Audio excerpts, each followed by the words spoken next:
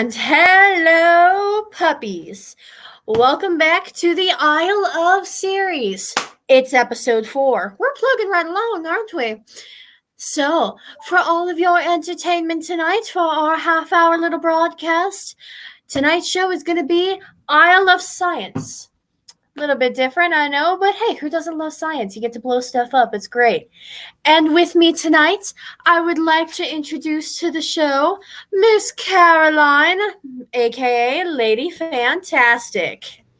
Hello, darling. How are you? Hello, it's so nice to see you. So nice. I don't know where I'm going. How are you? Hope everyone is doing well tonight. Let's get the science on. Absolutely. Well, and I've noticed that our chat has already jumped. I think I saw 11 people. I see Sam's Tangled Web. I see Jay. I see Rob. I see Metarog, Comics NYC. We got lots of people here tonight. So, my dear, your subject is science. Yes. Yes. Yes. And that is because you are I'm a research scientist in the academic realm. So I got a degree in biochemistry. I do bench work all day. That means I diddle with cells and I use various molecular techniques to answer questions. Just depends on what the questions are and yada yada. Anyways, back to you. And if it's not rocket scientist versus biochemistry. No. Yeah, so people think that scientists are smart, but it's funny, anything outside their realm, you're just as dumb as everybody else, man. Like I could go into like a biophysics class and they could be talking about like pharmacology and I don't know what you're talking about. Like I don't know anything. So it's all relative. And it's just what you know and what you're good at. And, I mean, there's people of tricks of trades who can learn a little bit of everything, but I mean, you know what you know best. Yeah, I think that your value in science comes from your ability to pick up things quickly and to be able to move from different, you could do subject to, I mean, some people, they stay in a field and, they specialize in that field. And I've been there, so there are certain fields that I just know more than others because I've literally done it. But yeah, it's very niche-y. So, I've worked in innate immunity and developmental biology. Also, but I've never worked in nephrology. I couldn't tell you a thing about like kidneys, or I couldn't tell you a thing about, in the kinetics of drugs. Yeah. Anyway, so it's just like I said, it's all relative. Oh yeah. So speaking, well, I guess launching into the topic that you do know so much about. Well, so regarding biochemistry, when did you know that you wanted to do or have biochemistry as your main career? When was it that you first wanted to do biochemistry? Yeah, so I never knew that I wanted to do biochemistry. I was a nerd in high school, and with the nerds, they usually do well in kind of like everything, and so they don't know what they should do because it's like, I don't know, dude. I got A's and everything. I don't know what I want to do with my life, which is kind of a shame, but it's true. And so then when I got to college, I just kind of like, all right, what's the most practical? How does my mind work? Where do I think there will be some sort of stability? Now, research science in academia isn't necessarily stable because you have to fight for grant money. But it's stable in the sense that there's always a given amount of grant money and there will always be labs operating. But I was a freshman. I was in all these honors things and I just said, screw it. I'm going to try biochemistry. I don't know.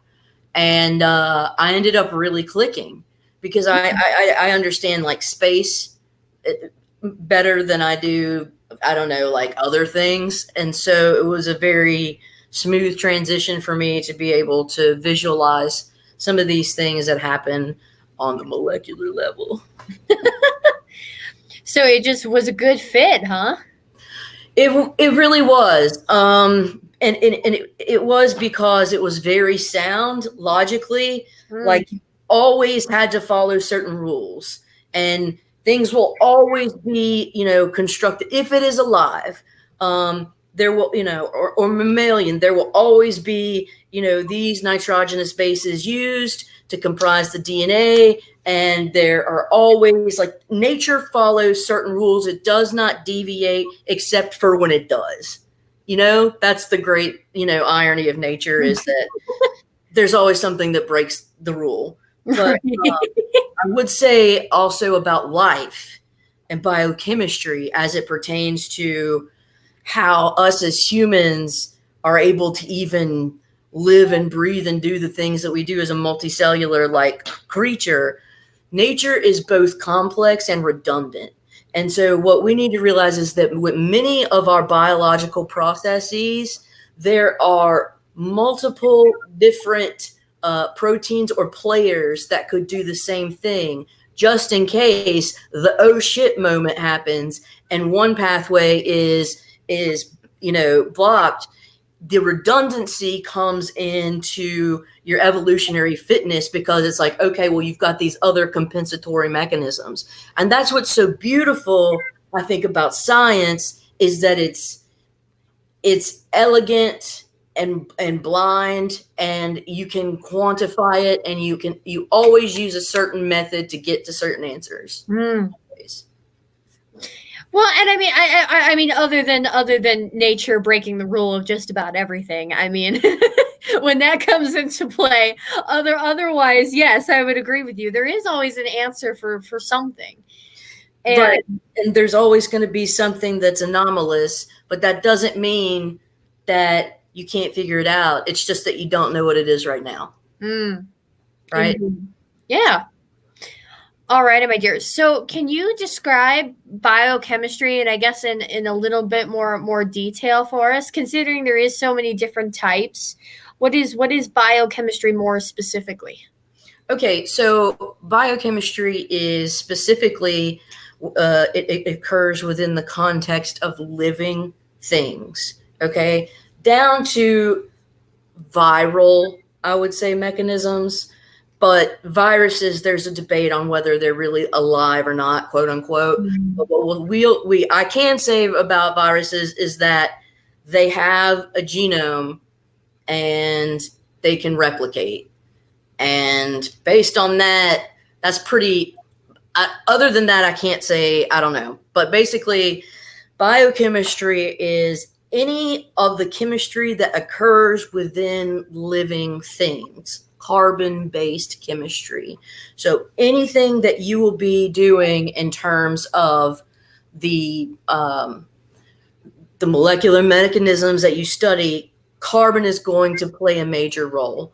And because of that, you have to learn certain principles about these atoms and these molecules and how they will behave, and they always behave in certain such situations, and in others they're less known.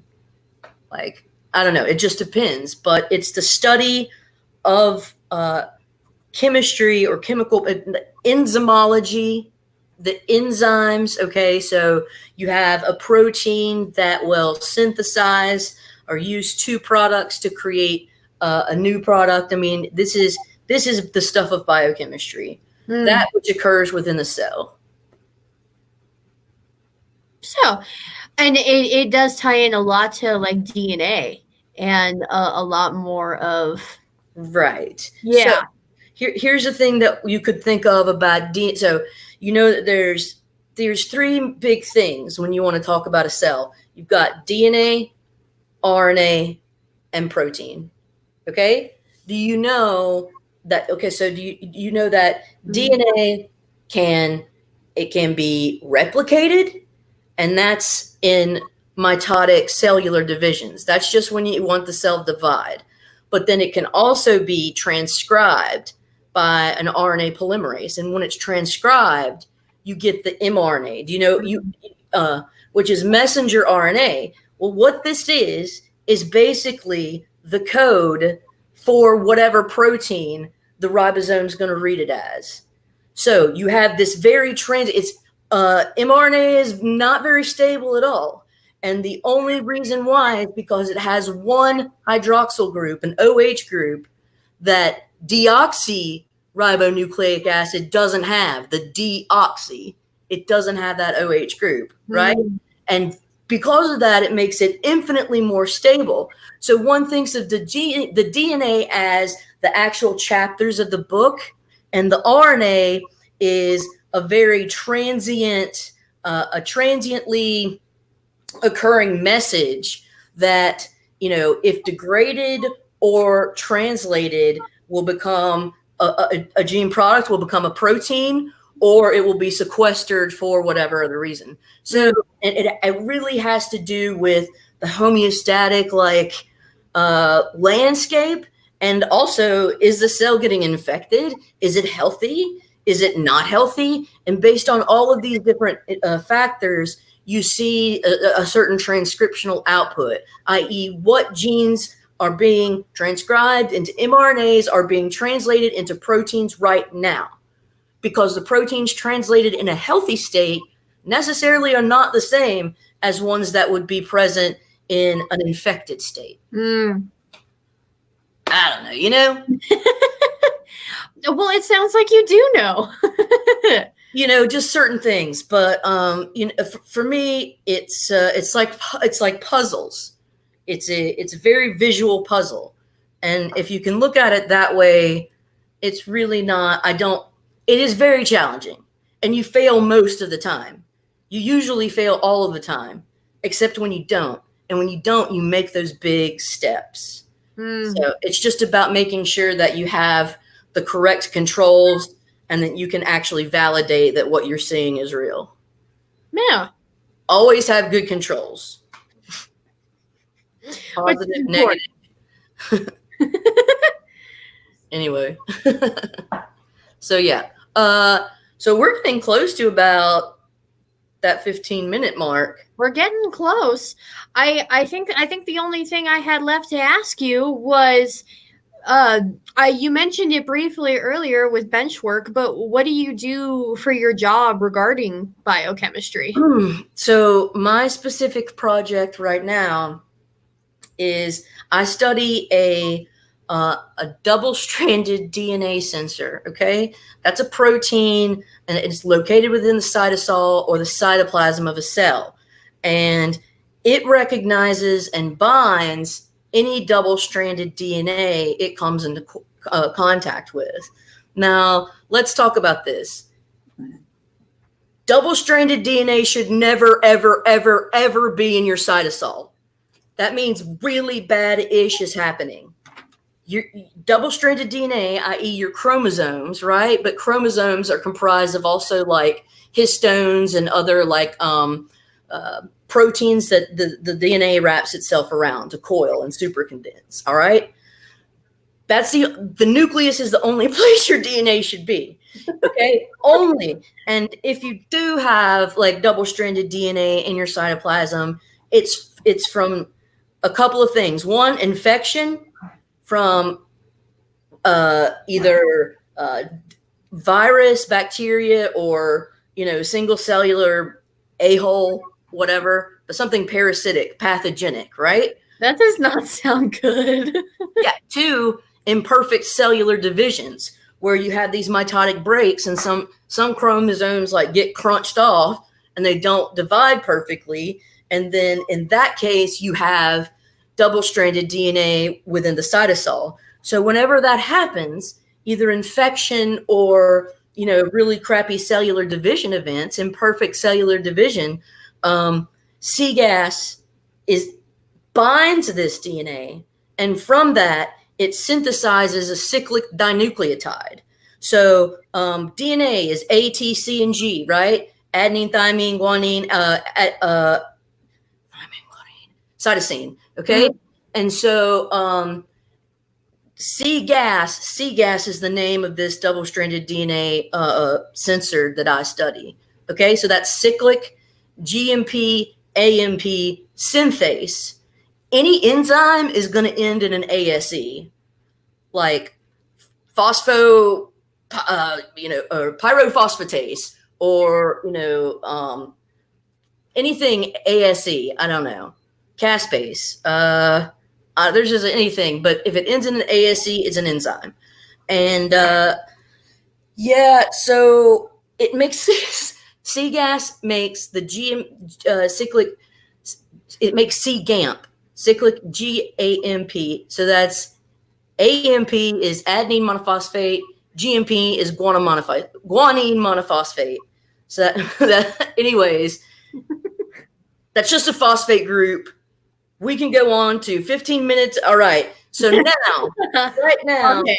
All right. go to Cade with some fire facts. Da, da, da, da, da. So, We're so busy laughing at Barbarian. We're completely unprepared. we're a little unprepared. Barbarian took us off guard. Dang it, Barbarian. Barbarian saying, sea gas. No, man. Sea bass. Sea gas. Oh, well, I'm sorry. oh, it's okay, Caroline. Well, Fun. he was hyperventilating in the corner, so I thought it would be healthy if I took over the show and do his thing he calls fire facts. You see, I got my potions, I'm ready, I'm hyped. Okay, number 1, biochemists play a major role in curing cancer. Thank you, Caroline, for curing disease. Number 2, becoming a biochemist takes 4 years. You need your bachelor's degree in biochemistry to become a biochemist. And number 3, Caroline, or Lady Fantastic over here, has been a biochemist for 13 years. Now, if you'll excuse me, I have to go cure cancer. You go do this thing that you're doing. Thank you, Mr. Cade. Well, thank you, scientific Cade lookalike. I am a doppelganger. A doppelganger. Okay, that is how this is working now. Okay, well, with the cue of a doppelganger, let's get into some more interesting, or well, not like some other, not doppelgangers, but other scientific comic book related subjects. And I know you were excited for this part. So Caroline, tell us, how possible is it to have someone like Jean Grey exist? Okay. So as we discussed backstage, it's possible, but it's not probable. That's as scientific as I can get. Now, street level, it's just not going to happen. Science level, there are a few different types of mutations, and I can cover some of those. Some are insertions and deletions. So you think of your DNA sequences, A, T, C, and G, and it's in any given sort of sequence, and whatever a gene is going to be comprised of so many base pairs of that in a given order, and it's going to represent whatever protein. Okay? Here's the thing. In nature, sometimes shit goes wrong. And you have things like insertions and deletions. So these things would be where you actually have an extra bit. So, excuse me, DNA polymerase replicates your genes, all right? But it doesn't work with 100% fidelity. This enzyme that is supposed to replicate your genetic mess and make more of you, it's not always perfect. And also during, like, you could have something that's called congenital mutations. Congenital mutations happen during the sex, where you have a little sperm and you have a little egg, and so there's 23 chromosomes of each of those respectively, and then you have that they integrate, and there's a random crossover. During those random crossover events, mutations can occur, these insertion or deletion events. You can also have like things called SNPs, single nucleotide polymorphisms, where only one base changes, but that changes the entire like amino acid sequence. So because you got to know that your DNA gets coded into your mRNA, gets coded or gets translated into your protein. And so, your amino acids, there's like 20 amino acids or something. And they all have, I think, about 3 codons each. Do you know what a codon is? 3 different bases, except RNA has uracil instead of thymine. Whatever. It doesn't matter. It's just an analog. Anyways, like, what did you even ask? Like, what do I do? if a mutant like Jean Grey, so like, okay, so where these occur, like, yes. So in these circumstances, you will have, okay, so I said insertions, deletions, and then also frame shifts. Frame shifts are just when the sequence, that'll screw up your codon readout or whatever. So the polypeptide chain that your proteins will be made of. 95% of mutations are deleterious. You're going to die, or you're going to be a little, like, it's not going to help your fitness. And then there are only about, say, 1% of actual mutations, about one, and it's so rare, are actually beneficial because it's just serendipitous.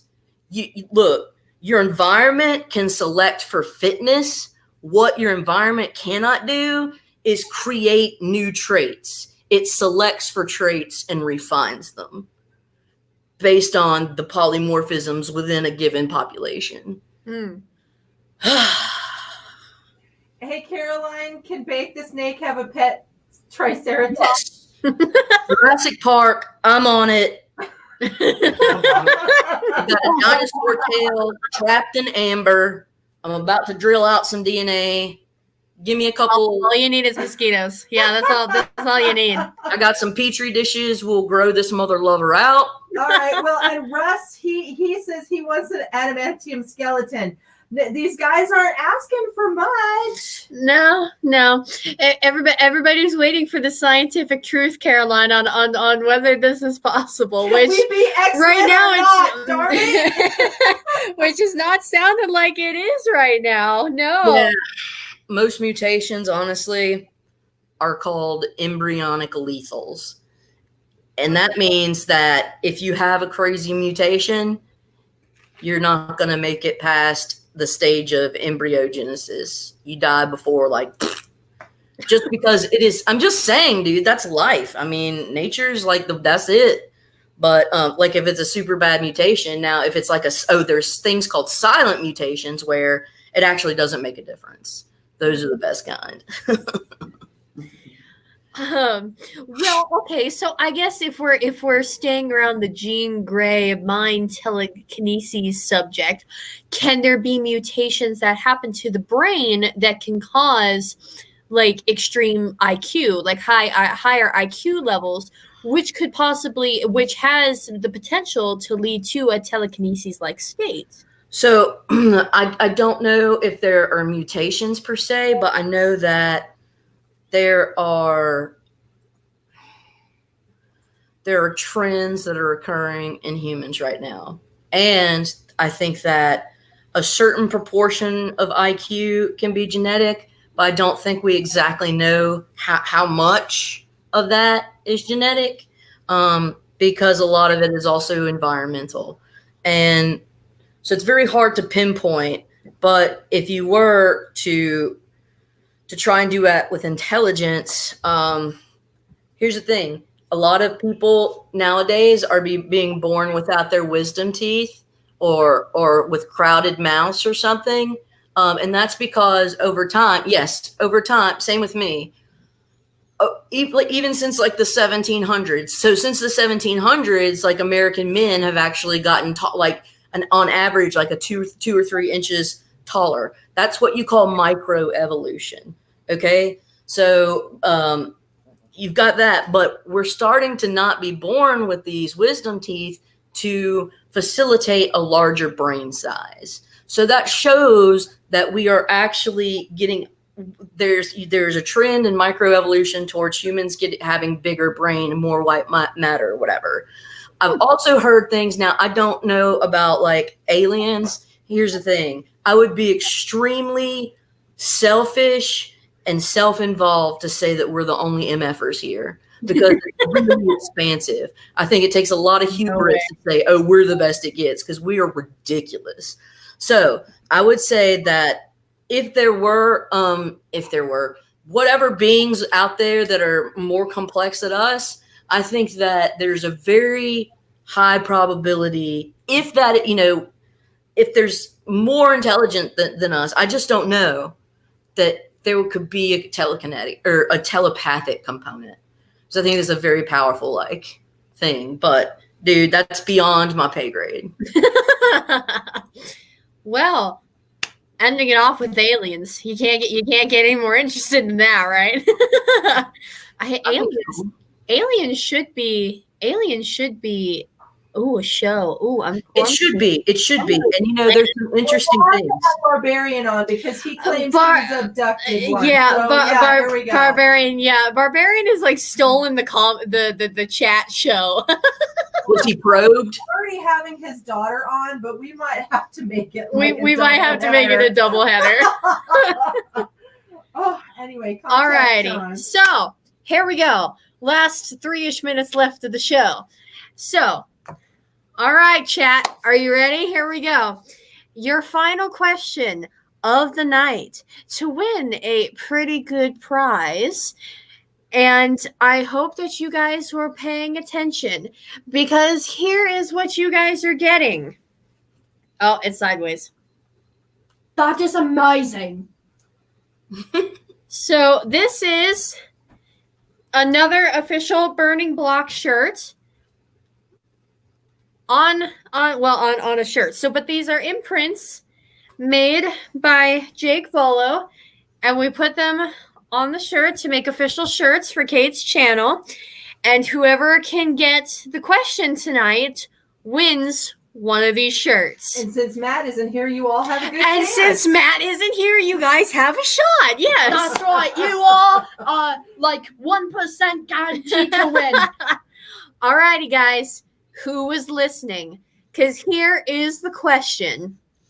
How many years has Caroline been a biochemist? And Caroline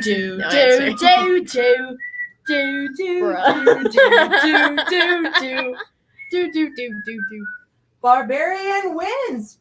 Boom. Oh my gosh. Barbarian Bacon Metarog. Boom, boom, boom.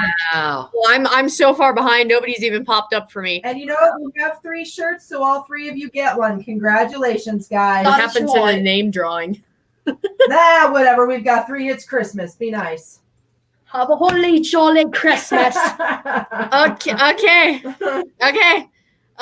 Bake, Metarog, and Barbarian. 1, 2, 3. The fastest ones to answers. The fastest one to answer. I guess you guys get it. You get a shirt, and you get a shirt, and we all get shirts. Oh, yeah. I need to go work on that cancer pill again. Stepping on the dog. Stepped on the dog. Apparently on his way to save the world, he stepped on the dog. I stepped on the dog. Yep. Okay. I'll figure out something. I want to make one last interesting statement that I thought was pretty cool. All right. So my boss, I mean, we're scientists, so we're not above the saying that something's possible, right? So we talk, and we were talking about, all right, dude, for real, like, what if aliens did come? And we were talking about also, like, man, humans are terrible. We're gonna kill each other, and we're gonna ruin the world. This is what we do all day. And he said this. He's like, this is what it's gonna take for humans to get along and come together as one. It will take an alien invasion. Right. Because as soon as you see somebody that is not human, you will not give a what your fellow man looks like. If you're human. Probably so. I'll go for you, Barbarian Bazinga. I don't know. I never watched the nerd show, whatever, the Bang Theory. Big Bang Theory. Yeah. It's not. We're so much cooler than that, dude.